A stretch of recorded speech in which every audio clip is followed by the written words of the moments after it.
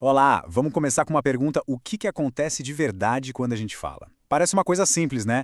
Mas olha, hoje a gente vai mergulhar de cabeça numa perspectiva que desafia totalmente a nossa intuição. A gente vai explorar a linguagem não como um conjunto de palavras, mas sim como uma forma de ação.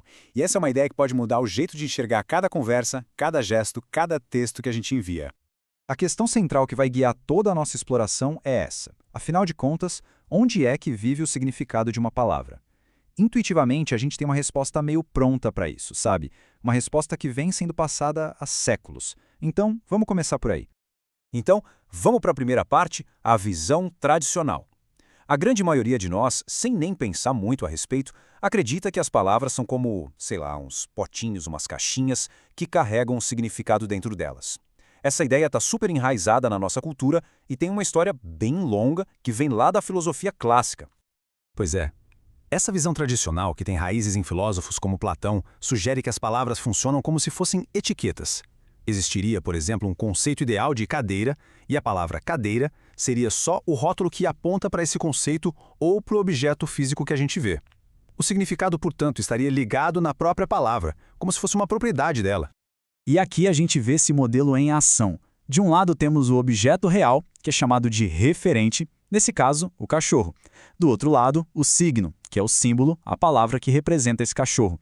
Nessa lógica, a função da palavra cachorro é simplesmente apontar para a coisa real. A conexão é vista como direta, sabe? Palavra e coisa. E aqui está o ponto-chave da visão tradicional bem resumido. O significado é visto como uma propriedade da palavra.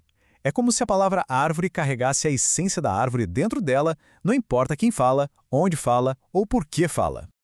Essa abordagem é o que a gente chama de análise topográfica.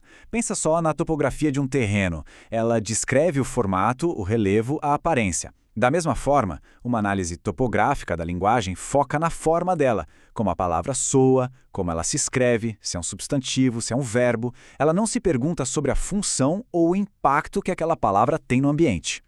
Ok, agora vamos para a segunda parte. E aqui, prepare-se para uma mudança bem radical de perspectiva. A gente vai abandonar essa ideia de que a linguagem é um objeto para ser dissecado e vamos começar a vê-la como um comportamento, ou seja, como uma ação que a gente faz no mundo. E essa pergunta aqui muda tudo. E se o significado da palavra água, por exemplo, não estiver guardado dentro dela, mas sim na função que ela tem? O que importa não é a palavra em si, mas o que ela faz. O que ela faz é levar alguém com sede a receber um copo d'água de outra pessoa. Percebe a diferença? Aí a gente chega na definição formal de comportamento verbal, proposta por B.F. Skinner. Vamos analisar com calma. Primeiro, é definido como comportamento, ou seja, algo que um organismo faz. Segundo, e isso é crucial, a sua consequência é mediada por um ouvinte. Não é uma ação direta no mundo, é uma ação que depende da resposta de outra pessoa. Essa imagem aqui ilustra essa diferença perfeitamente. De um lado tem uma ação direta, a pessoa vai lá e pega a água. Do outro, uma ação indireta, ou seja, verbal. Ela fala e o ouvinte entrega a água para ela. A linguagem, portanto, não é só comunicação. É um jeito de agir sobre o mundo através de outras pessoas. É, na sua essência, um comportamento social. Certo? Terceira parte, os componentes da ação. Agora que a gente já entendeu o que é o comportamento verbal, vamos desmontar ele nos seus blocos de construção. Para analisar o comportamento de forma funcional, a gente precisa entender o que acontece antes, durante e depois dele. Bom, os dois conceitos mais básicos de todos são o estímulo e a resposta. O estímulo é qualquer evento no ambiente que pode afetar o comportamento. Nesse nosso exemplo, a visão do copo d'água. Já a resposta é a ação do organismo. Aqui, o ato de dizer água. A relação entre esses dois é o que realmente nos interessa.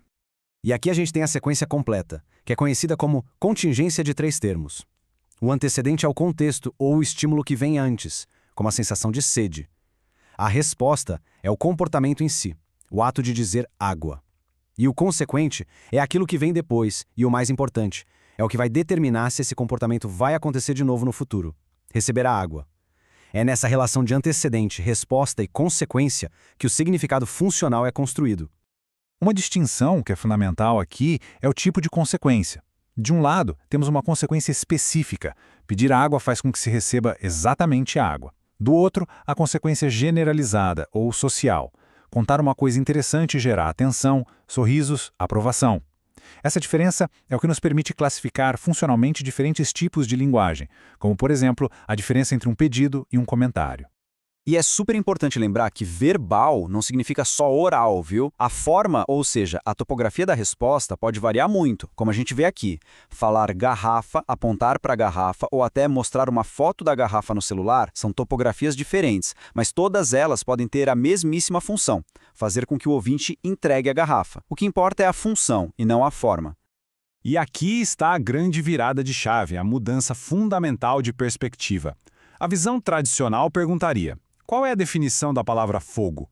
Já a análise funcional, por outro lado, pergunta: o que leva alguém a gritar fogo e o que acontece logo depois? A primeira busca um significado estático, parado no tempo. A segunda investiga uma ação dinâmica no mundo. A pergunta muda de o que a linguagem é para o que a linguagem faz. E assim, a gente volta para o começo, mas agora com uma lente completamente nova.